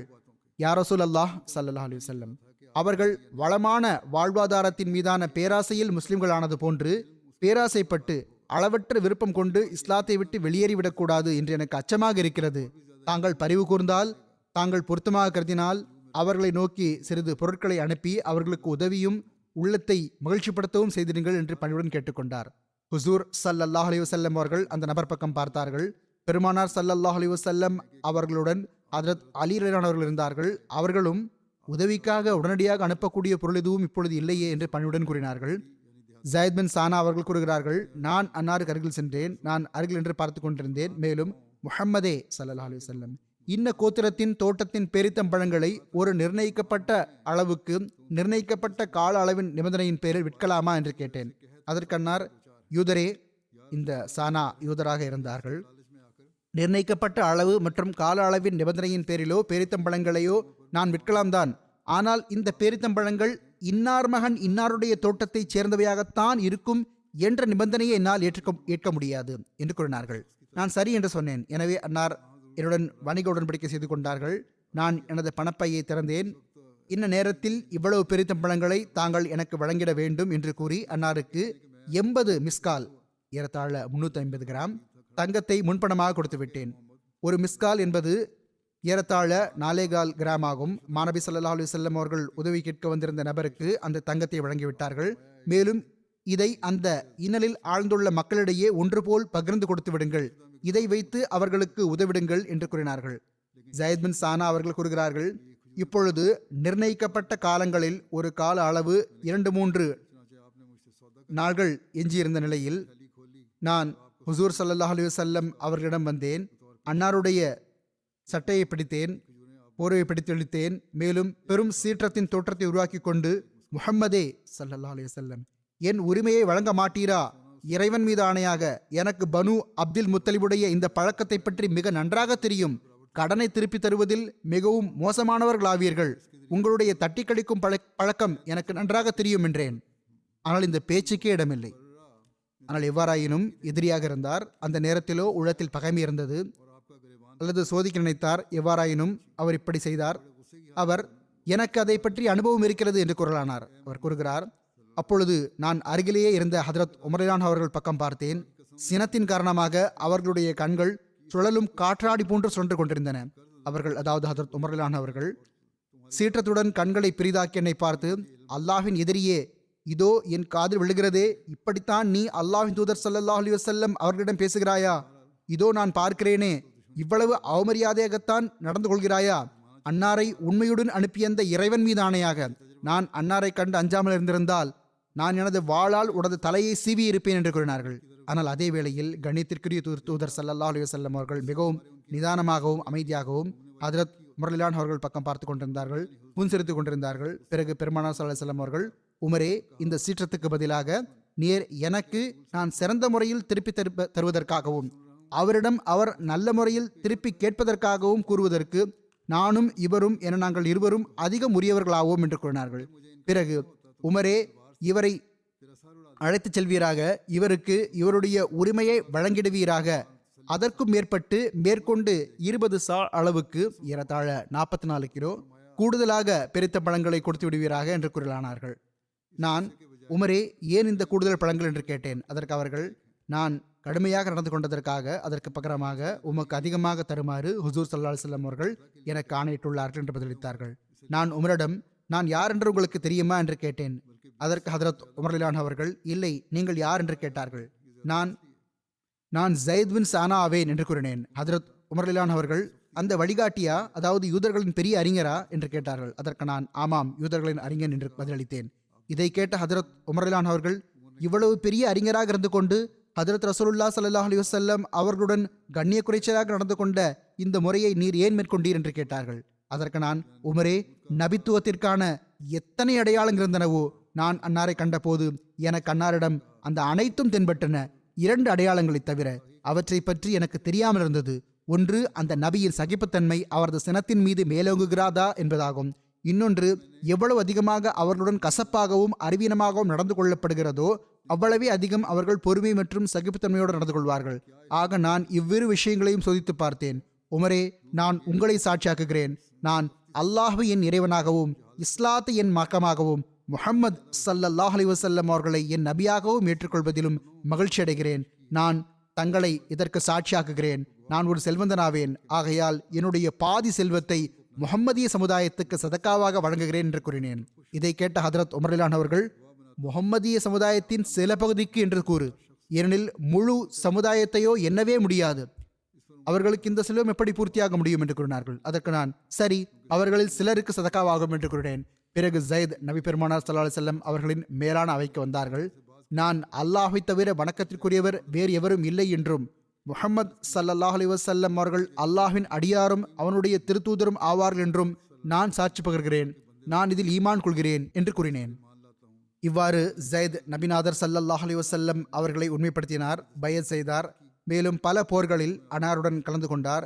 எதுவரை என்றால், தபுக் போரிலிருந்து திரும்பி வரும்போது வழியிலேயே ஜயத் வஃபாத் ஆகிவிட்டார். யூத அறிஞராக இருந்தார். நல்ல இயல்பு இருந்தது. பெருமானார் ஸல்லல்லாஹு அலைஹி வஸல்லம் அவர்களை பார்த்து, எல்லா அடையாளங்களையும் பார்த்து இஸ்லாத்தை ஏற்றுக்கொண்டார். இதுதான் மாநபி ஸல்லல்லாஹு அலைஹி வஸல்லம் அவர்களின் அழகிய ஒழுக்கமாகும். கடன் வாங்கி ஒரு சமுதாயத்தை பட்டினியிலிருந்து விடுவித்தது மட்டுமின்றி அதற்கும் மேற்பட்டு தம்முடைய நல்லொழுக்கங்களால் ஒரு யூத அறிஞரையும் முஸ்லிமாக்கிவிட்டார்கள்.